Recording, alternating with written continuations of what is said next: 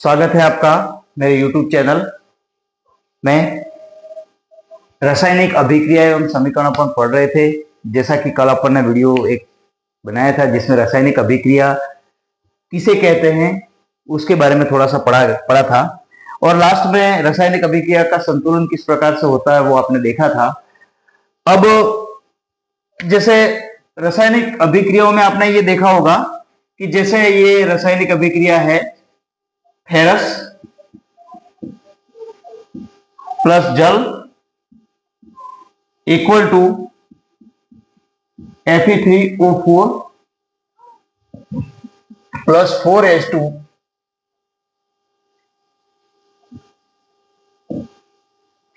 ये एक समीकरण लिखी हुई है, रासायनिक अभिक्रिया लिखी हुई है। इसमें कभी कभी आपने ये देखा होगा कि यहाँ पीछे कोष्टक में करके कुछ सिंबल लिखे रहते हैं। जैसे ये सिंबल आपको दिख रहा है, ये S लिखा हुआ है, यहां पर G लिखा हुआ है। तो यहां पर ये सीखने वाली बात ये आती है कि ये सिंबल किस तरह के हैं और क्यों लिखे गए हैं। तो ये इसकी प्रकृति को दर्शाता है, इसकी भौतिक अवस्था को दर्शाता है। जैसे कि फेरस है वो सॉलिड है तो S लिखा गया है, जल है वो गैसीय अवस्था में इससे क्रिया करता है तो घुलनशील होकर के क्रिया करता है तो गैस लिखा गया है। ये Fe3O4 जो है वो सॉलिड अवस्था में है, और हाइड्रोजन गैस जो बनी है वो गैसीय अवस्था में है। तो यहां पर S का मतलब होता है सॉलिड, G का मतलब होता है गैसेज। ये दोनों जो जहां पर लिखे हुए हैं इसका आपको सॉलिड और गैसों से समझना है। इसी प्रकार जैसे कभी कभी आपने एक और इक्वेशन यहां पे लिखी हुई दिखाई दे रही है कि जैसे कि CO plus H2 CH3OH, CH3OH। तो यहां पर इसके ऊपर 340 ATM लिखा हुआ है।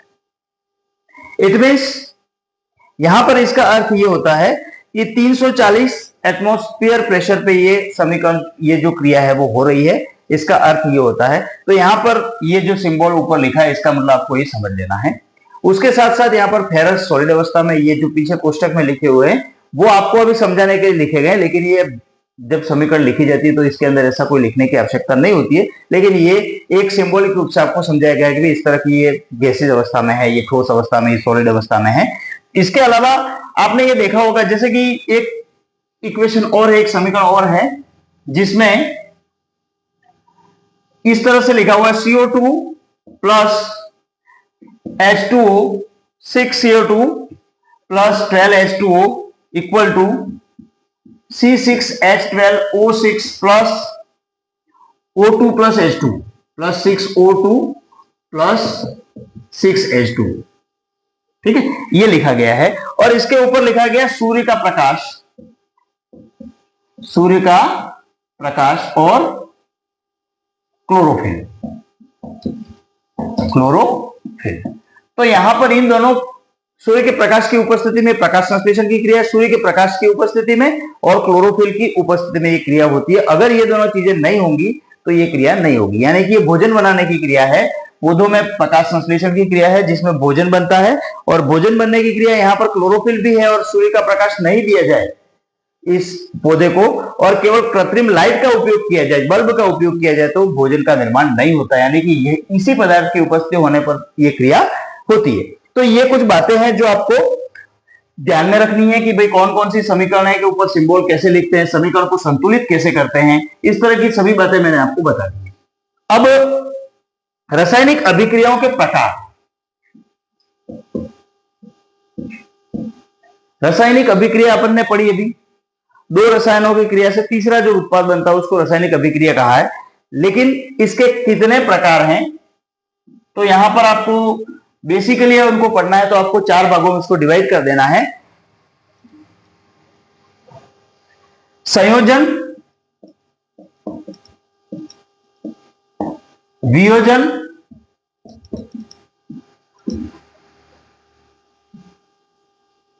विस्थापन और द्विविस्थापन। ये 4 प्रकार की रासायनिक अभिक्रिया होती है। यानी कि आपके फर्स्ट लेसन में रासायनिक अभिक्रियाओं के प्रकार 4 हैं। कौन कौन से हैं? संयोजन, वियोजन, विस्थापन और द्विविस्थापन। तो ये बात है आपको ध्यान रखनी है। अब देखो, रासायनिक समीकरणों को समझने से पहले आपको ये ध्यान रखना है कि रासायनिक समीकरणों का जो नाम है वो उनके कार्य के अनुसार है। जैसे कि संयोजन अभिक्रिया, संयोजन का मतलब जानते हो आप? जुड़ना। दो तत्वों के आपस में जुड़ने से तीसरा जो अभिकारक बने उसको अपन संयोजन कहेंगे। वियोजन, वियोजन का मतलब टूटना। टूटना का मतलब एक अभिकारक से दो उत्पाद बन जाए, उसको अपन वियोजन कहेंगे। विस्थापन, विस्थापन का मतलब एक स्थान से एक तत्व में एक पदार्थ या एक तत्व में एक पदार्थ का टूट करके दूसरे के साथ विस्थापित हो जाना, जुड़ जाना, उसको विस्थापन कहेंगे। और द्विविस्थापन में दोनों और आदान प्रदान हो जाना, उसको द्विविस्थापन कहेंगे। अब अपन एक एक करके समीकरण लेंगे और समीकरणों को ये देखेंगे किस तरह से द्विविस्थापन विस्थापन समीकरण होती है। अब सबसे पहले इसमें अपन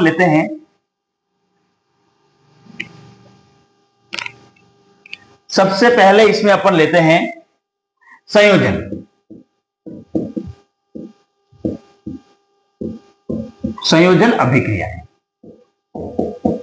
संयोजन अभिक्रियाएं। संयोजन अभिक्रिया किसे कहेंगे?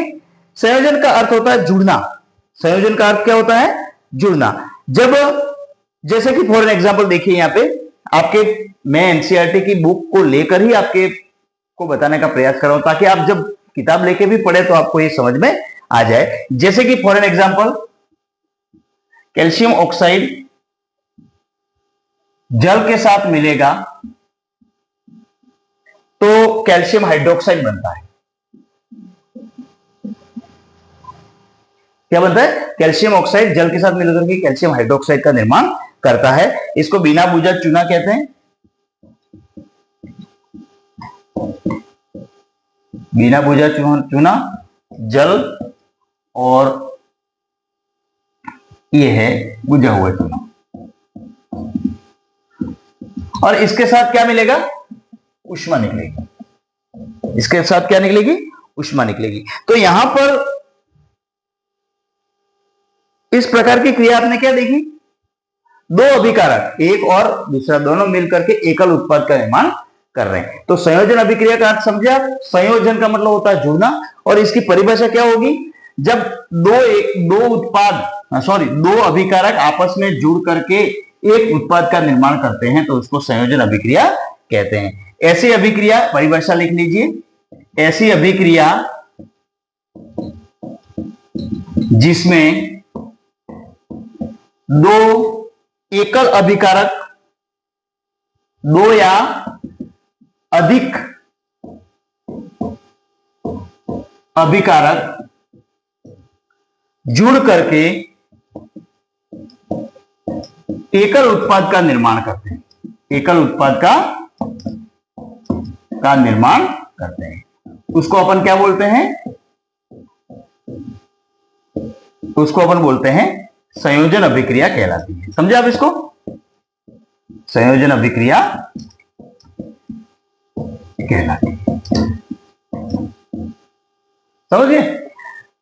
दो एकल अभिकारक, ऐसी अभिक्रिया जिसमें दो या दो से अधिक अभिकारक जुड़ के एकल उत्पाद का निर्माण करते हैं, जैसे कि अपन ने अभी एग्जांपल देखा। इसके बाद बहुत सारी अभिक्रियाएं हैं, जैसे कि फॉर एग्जांपल कार्बन और ऑक्सीजन मिलकर के कार्बन डाइऑक्साइड का निर्माण करते हैं।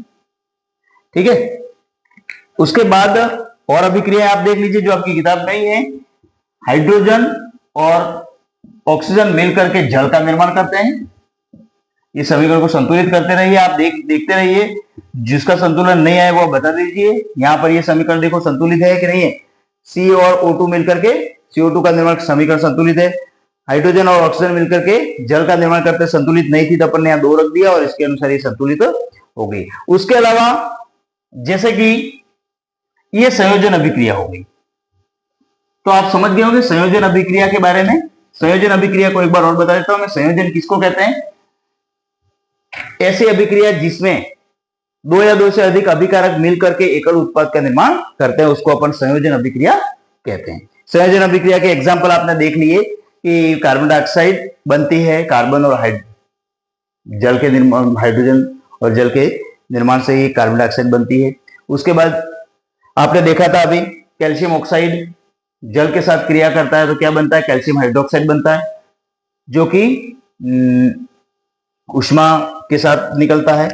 तो ये चीजें आपको ध्यान में रखनी है। अर्थात दो या दो से अधिक, हम कह सकते हैं कि दो या दो से अधिक पदार्थों के संयोग से एकल उत्पाद का निर्माण होता है, उसको संयोजन। संयोजन किसको कहेंगे, दो या दो से अधिक पदार्थों के संयोजन से एकल उत्पाद का निर्माण होता है। ये याद रखना अच्छी तरह से, आपको बहुत अच्छी तरह से ध्यान रखना है। और दोस्तों देखो, आपके बहुत ही अच्छा पढ़ाई होने वाली है, इस चीज का आप ध्यान रखें। और आप भविष्य में YouTube मेरा चैनल सब्सक्राइब कीजिए, बेल आइकन को दबाइए, और मैं आपको बहुत अच्छी तरह से हर बात को समझाऊंगा। इसमें संयोजन, संयोजन के बारे में पढ़ रहे हैं अपन, और काफी चीजें अपने संयोजन के बारे में पढ़ ली है। अब जैसे कि अपन ने इसकी पहले अभिक्रिया देखी थी, कौन सी देखी थी,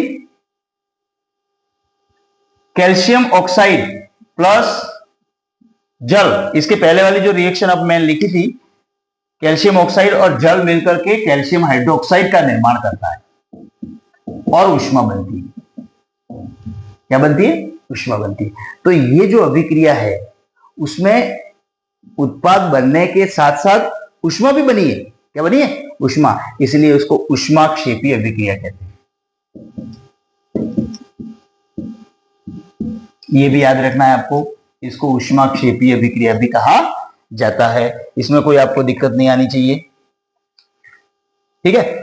इसके बाद देखो, ग्लूकोज को तोड़ने की जो क्रिया होती है, हम भोजन करते हैं, भोजन हमारे शरीर में जाता है, जाने के बाद वो ऑक्सीजन की उपस्थिति में टूटता है और टूट करके ऊर्जा का निर्माण करता है। तो वो भी एक प्रकार की ऊष्माक्षेपी अभिक्रिया हुई। जैसे ये एग्जांपल लिख रहा हूं मैं, C6H12O6, ये ग्लूकोज का सूत्र है, याद रखना बच्चों। ग्लूकोज ऑक्सीजन की उपस्थिति में टूटेगा, क्या बनेगा, कार्बन डाइऑक्साइड और जल का निर्माण होगा और ऊर्जा बनेगी। अपन खाना खाएंगे तो ऊर्जा मिलेगी, खाना नहीं खाएंगे तो ऊर्जा बॉडी में नहीं बनेगी। तो ये इस समीकरण को संतुलित करने के लिए यहां पर रख दीजिए 6, यहां पर भी 6 है और यहां पर भी 6। ये समीकरण संतुलित हो गई है। तो इसको कहते हैं श्वसन की क्रियाविधि। अब श्वसन में क्या होता है, ऑक्सीजन की उपस्थिति में ग्लूकोज है वो टूटता है और टूट करके कार्बन डाइऑक्साइड और जल और ऊर्जा, 3 चीजें बनाता है। और ये ऊर्जा जो होती है वो हमारे बॉडी में उपयोग में आ जाती है। जल है वो दूसरी क्रियाओं में उपयोग में आ जाता है। कार्बन डाइऑक्साइड अवशोषी पदार्थ अपशिष्ट के रूप में बाहर निकल जाता है। तो ये समीकरण आपको ध्यान में रखनी है। तो इसको भी ऊष्माक्षेपी अभिक्रिया कहा जाता है, ठीक है। और एक ऊष्माक्षेपी अभिक्रिया यहां पर लिखी हुई है, जो मैं आपको लिखवा देता हूं, CH4, इसको मेथेन बोलते हैं। इसको क्या बोलते हैं, मेथेन। ऑक्सीजन की उपस्थिति में टूट करके कार्बन डाइऑक्साइड, जल और ऊर्जा बनाता है। मेथेन गैस जो होती है वो कार्बन डाइऑक्साइड की उपस्थिति में टूट करके क्या बनाती है, ऑक्सीजन की उपस्थिति में टूटती है। ऑक्सीजन की उपस्थिति में टूट करके कार्बन डाइऑक्साइड और जल का निर्माण करती है और इसके साथ साथ ऊर्जा बनती है। ये भी ऊष्माक्षेपी अभिक्रिया है। तो ये ऊष्माक्षेपी अभिक्रिया कौन कौन सी होती है, किसे कहते हैं ऊष्माक्षेपी अभिक्रिया, बता सकते हैं आप?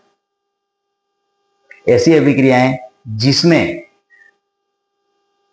उत्पाद के साथ साथ ऊष्मा का भी या ऊर्जा का भी निष्कासन होता है, ऊर्जा भी निकलती है, ऊष्मा निकलती है, उसको अपन ऊष्माक्षेपी कहते हैं। 3 प्रकार की अभिक्रिया मैंने आपको बता दी ऊष्माक्षेपी।